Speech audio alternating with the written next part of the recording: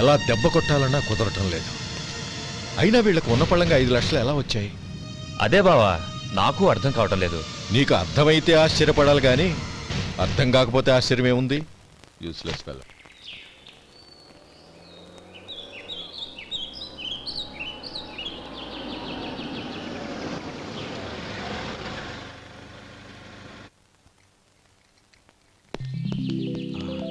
నువ్వు ఇక్కడే ఉండు.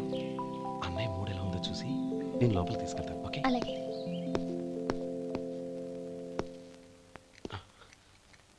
అన్నయ్య, ఏంట్రా? నేను చాలా రోజుల నుంచి నీకు విషయం చెప్తున్నాను, గుర్తుందా? ఏ విషయం? అదే అన్నయ్య, నేను ఓ అమ్మాయిని లవ్. ఓహో, లవ్ చేస్తున్నావా? ఆ విషయం నువ్వు నాకెప్పుడు చెప్పావురా? ఊళ్ళో అందరూ అనుకుంటుంటే నేను విన్నాను.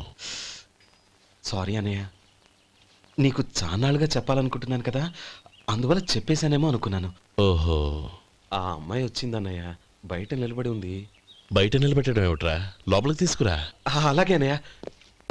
ఏయ్, అన్నయ్య మంచి మూడ్లో ఉన్నాడు, రా.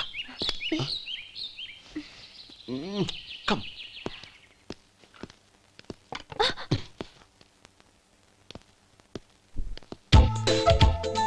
ఎందుకంటావేంటయ్యా?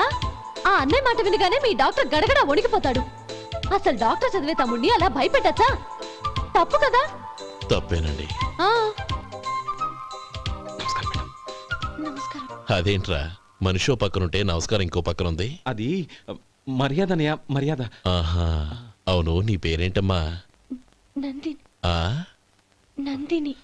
నందిని అన్నయ్య. ఏ, ఆ మొక్క తను చెప్పలేదా? పెద్దలంటే మహాగౌరవం అన్నయ్య, మేమిద్దరం ఇంత క్లోజ్ ఫ్రెండ్స్ కదా, ఆయన నాతో కూడా ఎక్కువ మాట్లాడదు. ఓహో కదా. నాకు మీ డాక్టర్కి పెళ్ళవని, అప్పుడు అన్నయ్య సంగతి చెప్తాను. ఏం చేస్తారండి? ఏం చేస్తానా? సంవత్సరం తిరగకుండానే కవల పిల్లల్ని కని వాళ్ళ అన్నయ్య చేతిలో పెడతాను. వాళ్ళకి 5 సంవత్సరాలు వచ్చేసరికి ఆయన్ని బాగా ముట్టిగలేస్తారు. అవును, అమ్మాయి మోహం చూడకుండా నిర్ణయం ఎలా తీసుకోనరా? తలెత్తు.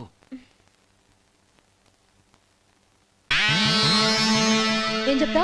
అదేనండి, నందిని గారు వచ్చి వెళ్ళారని చెప్తాను. గుడ్, పైకొస్తావు. ఈయన మీ అన్నయ్య? అవును. నందిని, ఏమైంది? ఎందుకు ఏడుస్తున్నావు? ఈయన మీ అన్నయ్యని తెలియక హాస్పిటల్ దగ్గర మర్యాద లేకుండా దురుసుగా మాట్లాడాను. ఆయన పెళ్లి ఒప్పుకోరు. ఊరుకో, అలాంటి చిన్న చిన్న విషయాల్ని మా అన్నయ్య పట్టించుకోడు. అయినా నేను కన్విన్స్ చేస్తాను కదా. ఆయనకంత అవమానం జరిగాక ఎందుకు కన్విన్స్ అవుతారు? చూడు, నువ్వు వేరే పెళ్లి చేసుకొని నీకు పుట్టబోయే బిడ్డకు నా పేరు పెట్టుకో. ఏంటో మాట్లాడు. నేనే నుయ్యగుయ్యో చూసుకుంటాను. అదిగో ఆ చూపు చూడు, ఆ చూపు ఒకలా ఉంది. నందిని, నా మాట విను ప్లీజ్. నందిని, శేఖర్, ఆ అమ్మాయి చెప్పింది నిజమే. తనని ఎప్పుడైతే హాస్పిటల్ దగ్గర చూశానో అప్పుడే నేను నిర్ణయానికి వచ్చేసాను. విన్నావా? నేను చెప్పానుగా, ఆయన ఆల్రెడీ ఓ నిర్ణయానికి వచ్చేసారట. ఇక నేను వెళ్తాను. అలాగే వెళ్ళు. వెళ్ళి ఈసారి వచ్చేటప్పుడు మీ అమ్మా నాన్నల్ని తీసుకురా. ముహూర్తాలు ఎప్పుడు పెట్టుకోవాలో నిర్ణయించుకుంటాం. అర్థం కాలేదా? నువ్వే మా వాడికి సరైన జోడి. అదే నేను తీసుకున్న నిర్ణయం.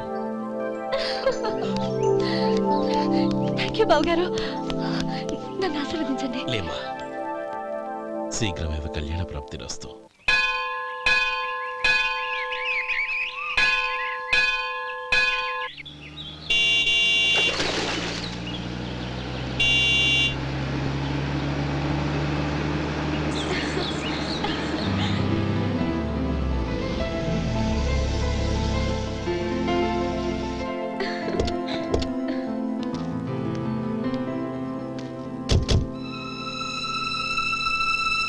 రామా,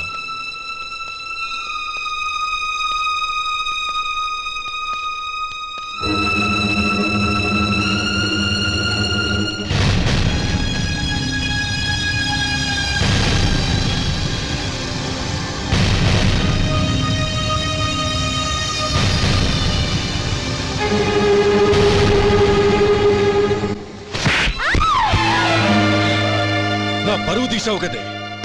ఒక బిచ్చగాడిని నువ్వు కోరుకున్న వాడికి ఇచ్చి చేసేవాడిని. కానీ నువ్వు ఎవరిని ప్రేమించావో తెలుసా?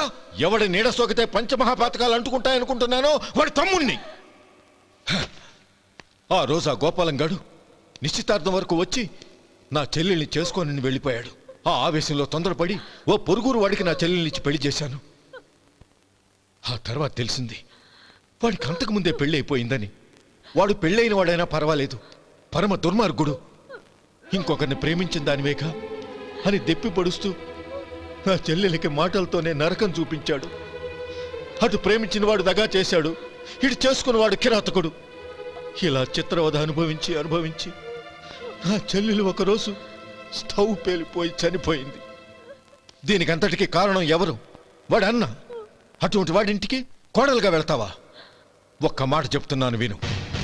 నువ్వు జీవితాంతం పెళ్లి చేసుకోకుండా ఇంట్లో పడినా పర్వాలేదు, కానీ వాడి తమ్ముడితో మాత్రం నీ పెళ్లి జరగదు.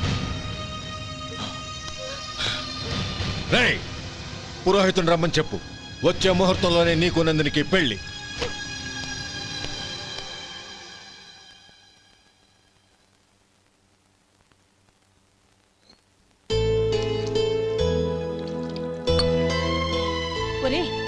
అదేంట్రా, ఒక ముద్దైనా తినకుండా చేయగడిగేశావు? నాకు ఆకలి కాలేదు నానమ్మ.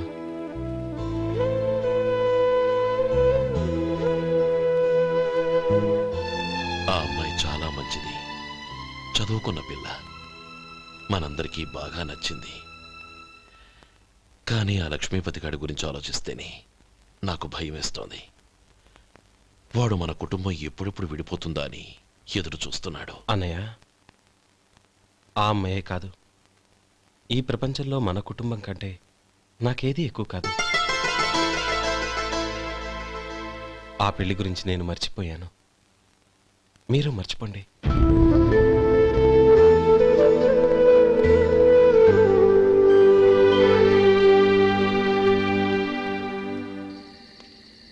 శేఖర్, నువ్వా? ఏంటి ఈ టైంలో వచ్చావు? నీతో ఓ విషయం మాట్లాడాలి. ఒకసారి బయటకు వస్తావా?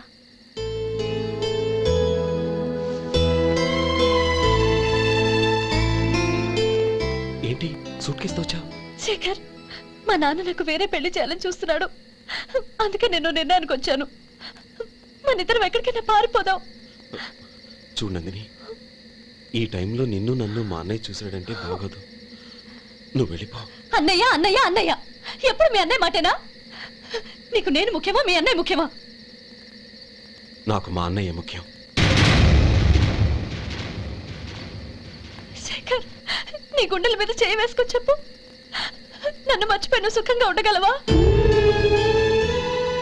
అది నాకు తెలియదు, కానీ మా అన్నయ్యకు తలవంపులు తెచ్చి ఖచ్చితంగా నేను మనశ్శాంతితో ఉండలేను. నా పరిస్థితి అర్థం చేసుకో. దయచేసి మీ నాన్న చూసిన సంబంధం చేసుకుని సుఖంగా ఉంటుంది. చాలా టైం అయింది, ఇంకా బయలుదేరు. నన్ను క్షమించు.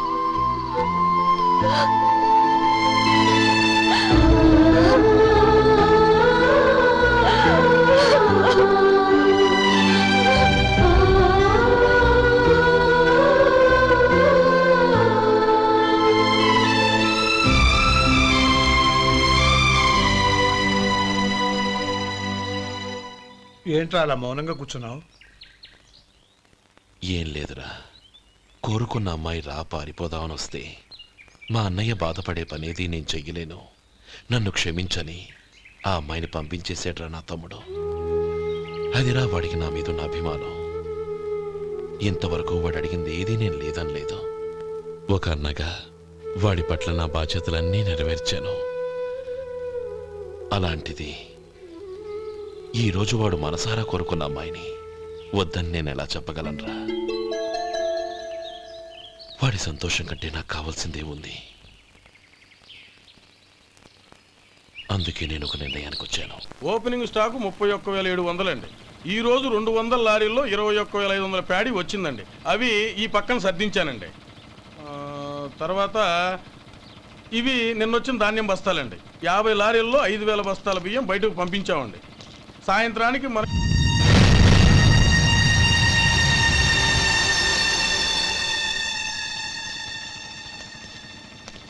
వీడెందుకు వచ్చాడు ఇక్కడికి? నమస్కారం. ఎందుకు వచ్చాడో అడుగు. నీ సహాయం అర్థించొచ్చాను.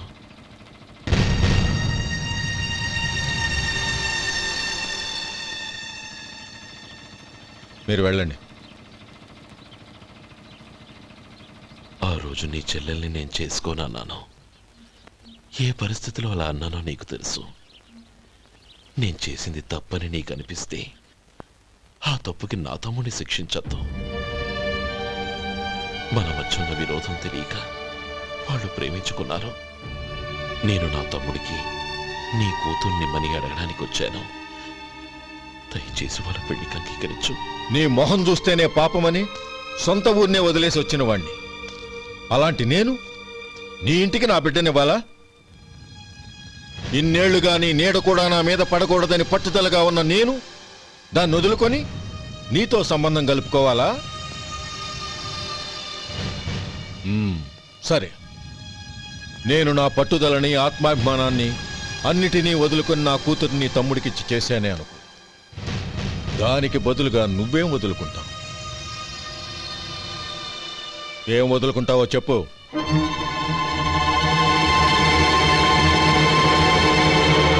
నీ ప్రాణాలు వదులుకుంటావా? అలాగే. నీ ప్రాణం వదిలితే నాకేంట్రా లాభం? నువ్వు దేని మీదైతే ప్రాణాలు పెట్టుకున్నావో దాన్ని వదిలే. నీ తమ్ముళ్ళ మీదగా నువ్వు ప్రాణాలు పెట్టుకున్నావు. ఆ తమ్ముళ్లను వదిలే. అన్న అనే బంధానికి నువ్వు నీళ్లు వదిలేయాలి. ఎప్పుడు నీ తమ్ముడు నా కూతురి మెళ్ళలో తాళి కడతాడో అప్పుడే నీకు నీ తమ్ముళ్లకు ఉన్న అనుబంధం తెగిపోవాలి. నీ తమ్ముడు నా కూతురి మెళ్ళలో తాళి కట్టడానికి ముందే నువ్వు శాశ్వతంగా ఈ ఊరొదిలి వెళ్ళిపోవాలి. వీటన్నిటికీ నువ్వు అంగీకరిస్తేనే ఈ పెళ్లికి నేను అంగీకరిస్తాను.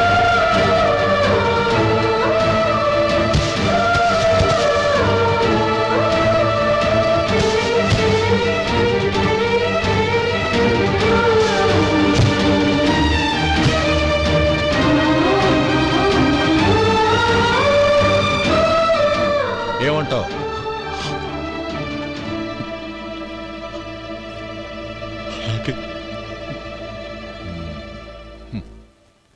ప్రమాణం చేయి.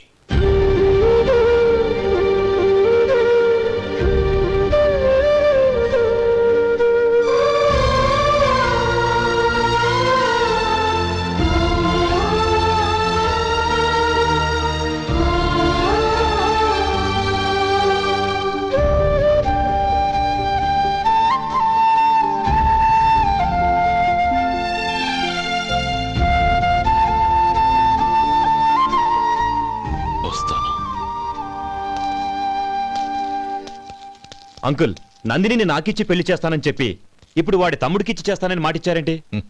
రే, నువ్వు నోరు మూసుకోరా. వీడి తమ్ముళ్ళు విడిపోవాలనే ఇన్నేళ్లుగా ఎదురు చూశాను. ఇప్పుడు నా కల నిజం అవబోతోంది. నువ్వేం దిగులు పడకు. నీకు వేరే మంచి పిల్లని చూసి ఘనంగా పెళ్లి జరిపిస్తాను.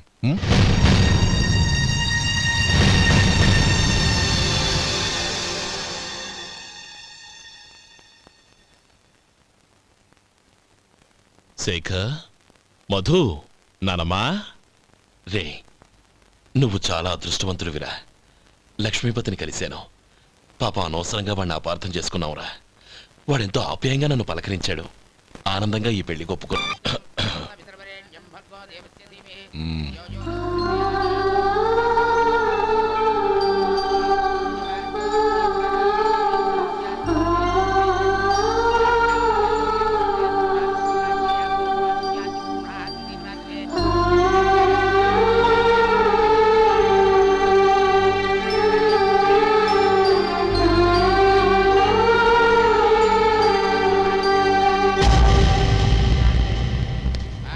రే గోపాలం, రే రే, మమ్మల్ని అందరినీ వదిలేసి వెళ్ళిపోతున్నావురా? చంద్రం, నా తమ్ముళ్ళని ఎలా పెంచాలనుకున్నాను అలాగే పెంచాను, పెద్ద చేశాను. వాళ్ళందరూ సుఖంగా ఉన్నారు. అంతకంటే నాకు కావాల్సిందే వద్దురా. అయినా నేనెక్కడికి వెళ్తానురా? వాళ్ళ ఆనందంలో ఐకమత్యంలో నేను ఎప్పుడు ఉంటాను.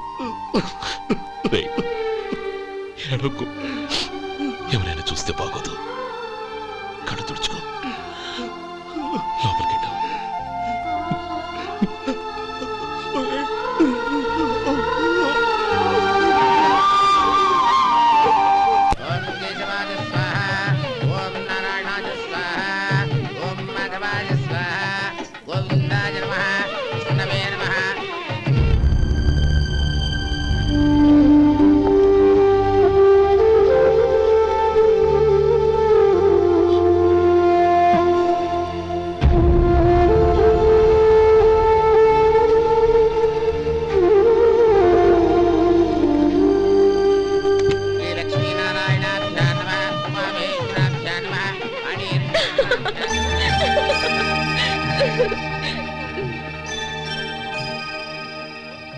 మావయ్య, అన్నయ్య ఎక్కడ?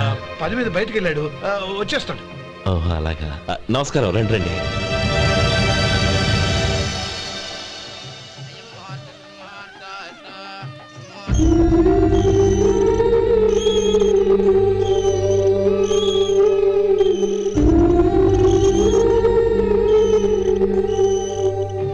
చంద్రం, గోపాలం ఏడ్రా? ఎక్కడా కనపడడం లేదు. ఇందాక నీతో మాట్లాడుతుండగా చూశాను. అది ఎవరినో పిలవడం మర్చిపోయాడంట, అక్కడికి వెళ్ళాడు. ఈ పాటికి వచ్చేస్తుంటాడు. అలాగే.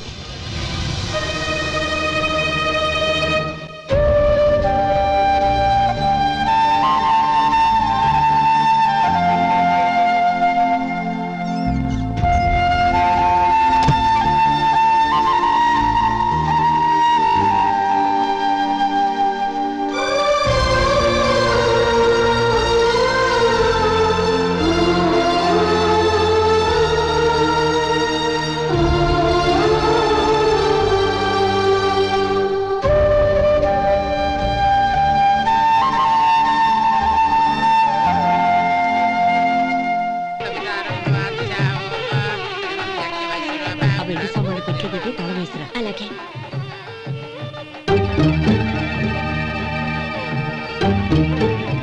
అన్నయ్య, పెద్దనే ఏడి? చిన్న పని మీద బయటికి వెళ్ళాడంట, ఇప్పుడు వచ్చేస్తాడు.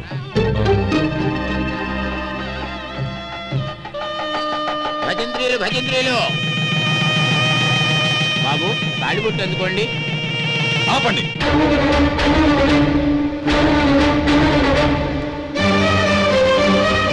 మా అన్నయ్య రానివ్వండి, తర్వాత తాళి కడతాను. అదేంటి బాబు, ఆలస్యం అయితే దుర్ముహూర్తం వచ్చేస్తుంది. మా అన్నయ్య ఎప్పుడు వస్తాడో అప్పుడే నాకు మంచి ముహూర్తం. దుర్ముహూర్తం వచ్చాక తాళి కడితే శుభం కాదు. మా అన్నయ్య లేకుండా చేసే ఏ పనైనా నాకు శుభం కాదు. నేను తాళంటూ కడితే అది మా అన్నయ్య వచ్చిన తర్వాత. ఇక మీ అన్నయ్య రాడు. నువ్వు నోరుమై. ఏంటో అనేది? నేనన్నది పచ్చి నిజం. నా మాట మీద మీకేమైనా అనుమానం ఉంటే అసలు జరిగిందేంటో ఈయన్ని అడగండి. మావయ్య, ఏంటిదంతా? అసలు ఏం జరిగింది? మీరందరూ నన్ను క్షమించండి.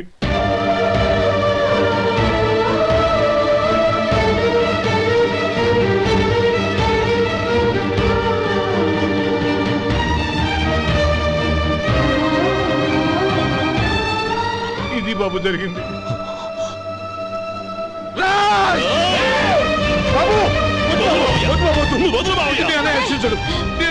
అర్థం చేసుకోండి. ఏదైనా గొడవ అయితే మన కుటుంబం గౌరవం ఏమవుతుంది? నా మాట వినండి. ఎంత ఘోరం చేశావు నాన్న. అన్నగారు లేకుండా ఆయనకి జీవితం లేదు, ఆయన లేకుండా నా బతుకి అర్థం లేదు. మా పెళ్లి పేరుతో ఆ దేవుణ్ణి అలా శిక్షించడానికి అసలు నీకు మనసు ఎలా వచ్చింది? అది కాదమ్మా. అంతకంటే నాకు ఇంత విషయం ఇచ్చి చంపడొచ్చుగా.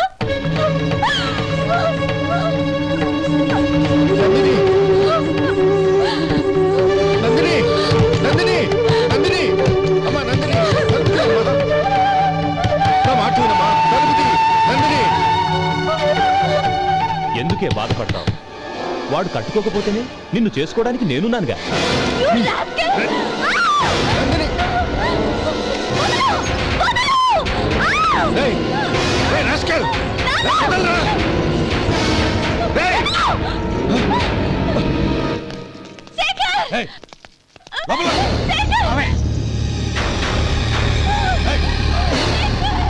బాబు బాబు, నా మేనల్ని నా బిడ్డను ఎత్తుకుపోతున్నాడు.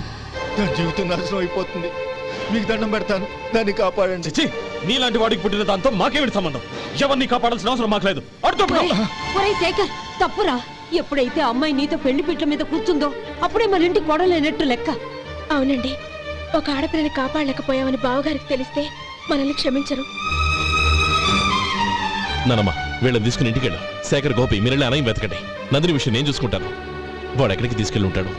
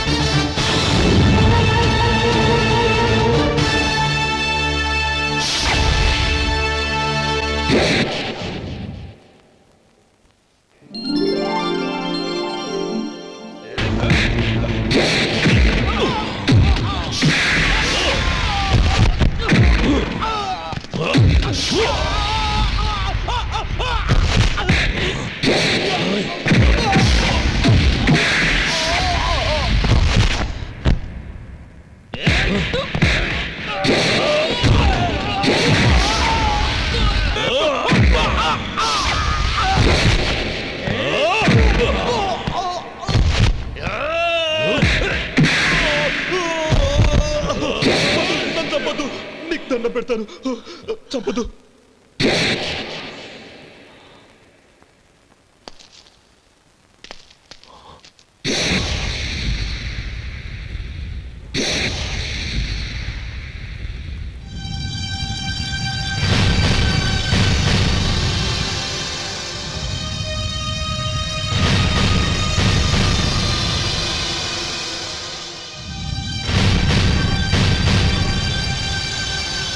నన్ను క్షమించు లక్ష్మీపతి. ఏ పెళ్లి జరగాలని నేను ఊరు వదిలి వెళ్ళిపోతాం అనుకున్నాను. ఆ పెళ్లి ఆగిపోతుందని తెలిసి ఆగలేక వచ్చాను. నేను వెళ్ళిపోతాను. అయ్యా, ఏమిటిది? లే, నన్ను క్షమించు గోపాలం. ఆ శ్రీరామచంద్రుడు తండ్రి కోరిక మీద అడవులకు వెళ్ళాడు. కానీ తమ్ముళ్ళ క్షేమం కోసం ఊరొదిలి వెళ్తానన్న నువ్వు ఆ రామచంద్రుడి కంటే గొప్పవాడి. ఏమిట్రా ఇది? గతంలో జరిగిన దాన్ని మనసులో పెట్టుకుని మూర్ఖంగా ప్రవర్తించాను. నా తప్పును క్షమించి నా కూతుర్ని నీ ఇంటి కోడలిగా చూసుకుంటావు కదూ?